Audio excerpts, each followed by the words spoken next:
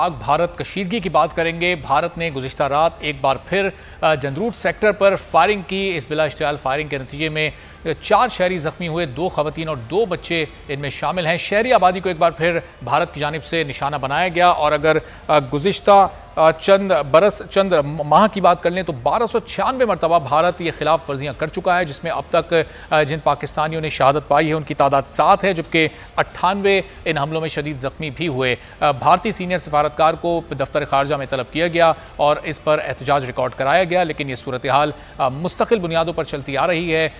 वक्फों से भारत की जानिब से ये कार्रवाइयाँ की जाती हैं।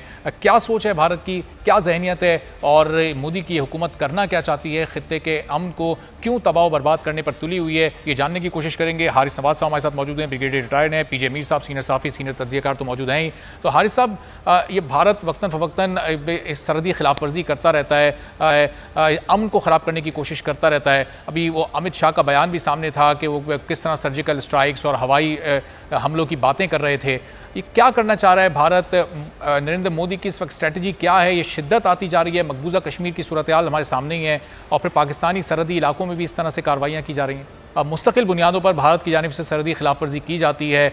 कभी हमारे शहरी ज़ख्मी होते हैं, कभी अपनी जान से भी चले जाते हैं। ज़ाहिर है हमारी फ़ौज भी मुँह तोड़ जवाब देती है, लेकिन ये सब करके क्या हासिल करना चाह रहा है भारत?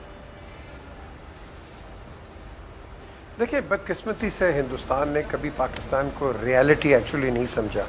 डिप्लोमेटिकली और कल्चरली इस तरह की बड़ी बातें तो हो जाती हैं, लेकिन वो एक्सेप्ट नहीं कर सकते कि उनका एक पार्ट ऑफ देयर टेरेन वो डायसेक्ट हो गई हुई है। अब बात आती है कि प्रॉब्लम कहाँ है। हमारी प्रॉब्लम हिंदुस्तान के साथ एक कश्मीर के मसले पे है, एक पानी के मसले पे है। पानी का मसला आएगा पाकिस्तान में। आज आपको बता रहा हूँ, अगर हिंदुस्तान केयरफुल नहीं होता, पाकिस्तान की और हिंदुस्तान की जंग होगी। ये होगी, इसको आप कभी इधर उधर ना रखें, ये होगी। क्योंकि जब उन्होंने पानी बंद कर दिया तो जिस तरह आज हम वो कोरोना की बात कर रहे हैं कि लॉकडाउन हो ना हो, अगर होगा तो लोग मर जाएंगे, यही बात होगा। लॉकडाउन पानी का होगा, लोग यहाँ मर जाएंगे। हम 85% एग्रीकल्चर हैं इस खित्ते के अंदर। आपके पास जब फसलों के लिए पानी नहीं होगा, what will you do? So the alternative is either negotiations और अ कन्फ्रंटेशन। अल्लाह ना करे कन्फ्रंटेशन हो, लेकिन अगर वो अनरीजनेबल होते हैं तो फिर एक कन्फ्रंटेशन बड़ी ही, मैं समझता हूँ कि एक वायबल एक वे हमारे लिए बनेगा। लेकिन बात आती है कि ये क्यों कर रहे हैं? ये बार बार कभी भिंबर ले लें, कभी इधर ले लें, अपना नख्याल में ले लें, हर जगह ले लें। ये why are they doing it? ये इसलिए कर रहे हैं कि ये अपने लोगों के सामने शर्मिंदा है। इनके साथ एक तो चाइनीज़ ने जो कर दिया है, ये अपना मुंह कहीं दिखा नहीं सकते। और अभी शुक्र करे कि चाइनीज़ आगे नहीं आए, सिर्फ 40 स्क्वायर मील के अंदर ही वो सारा वो जो मसला हुआ है। अब बात आती है, इनके पास इंडिजिनस मूवमेंट्स पड़ी हुई हैं, ये उनको भी शायद एक इनडायरेक्ट मैसेज दे रहे हैं कि हम ये कर दें। तो पीजे मीर साहब गुफ्तगू कर रहे थे पाक भारत इस कशीदगी की। जो 5 अगस्त वाला इक़दाम था जो भारत की जानिब से उठाया गया, उसके बाद दुनिया भर में भारत की मजम्मत की गई उस इक़दाम को लेकर। पाकिस्तान ने भी हर फोरम पर भारत को बेनकाब किया, लेकिन ये कार्रवाइयों का सिलसिला रुका नहीं है। क्या बड़ी बड़ी आलमी ताकतें भी इतनी बेबस हैं? डोनाल्ड ट्रंप ने कई बार सालसी की पेशकश की, इनडायरेक्टली शायद भारत को रोकने की भी कोशिश की हो, लेकिन कहीं कोई अमली कदम ऐसा दिखाई नहीं दिया कि इस कशीदगी में कहीं कम आए, सूरत हाल बेहतर हो। ऐसा क्यों है? देखिए अरबाब, बात यह है कि अब आपने कहा कि हमने यहाँ मजम्मत की है, हम यहाँ 10,000 दफ़ा मजम्मत कर दें, हमें कौन नोटिस लेता है? हमने शोर मचाया कि देखो वहाँ कश्मीर के अंदर क्या कर दिया इन्होंने, किसने क्या नोटिस किया? हमने बताया कि मैस ग्रेव्स डिस्कवर हुई हैं, हमने बताया आपने छर्रों से इनको मारा है, हमने बताया आपने इनके जो प्रेग्नेंट औरतें हैं उनको आपने बेनेट्स मारे हैं, तस्वीरें पड़ी हैं। हमने कश्मीर सेंटर्स ब्रसल्स में, लंदन में, वाशिंगटन में, सब में बताया।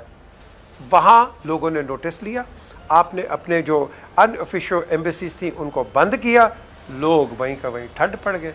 मुझे याद है कि कश्मीर के ऊपर 42 से 44 members of the European parliament used to come and listen to Kashmir's problem.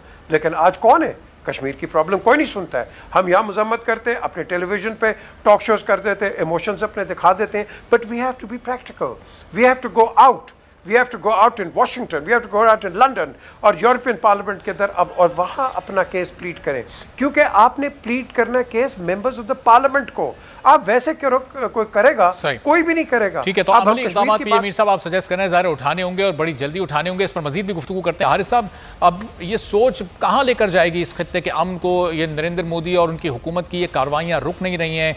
Pakistan बार बार अमन पसंदी का पैगाम देता है ज़ाहिर है, लेकिन जवाबी कार्रवाई पाकिस्तान को भी करनी पड़ती है। ये एहतजाज, ये मरासले कब तक हम थमाते रहेंगे? कब अमली इक़दाम का वक्त आएगा? क्या समझते हैं आप? देखिए अरबाब, प्रॉब्लम यह है कि इंडिया इस वक्त बहुत बुरी तरह फंस चुका है, दलदल में फंस गया है। जिस तरीके से उन्होंने कश्मीर में कब्जा किया, 370 को रिवोक करके फिर 35A को खत्म किया, और अब तकरीबन 9-10 महीने हो गए लॉकडाउन किया हुआ है। कश्मीरी वहाँ बुरहान बानी हजारों की तादाद में पैदा हो गए हैं जो इनको मार रहे हैं। फिर सिटीजन अमेंडमेंट CAA जो उन्होंने किया, खत्म किया, उसकी वजह से वहाँ पर सारे माइनॉरिटीज खड़ी हो गई हैं।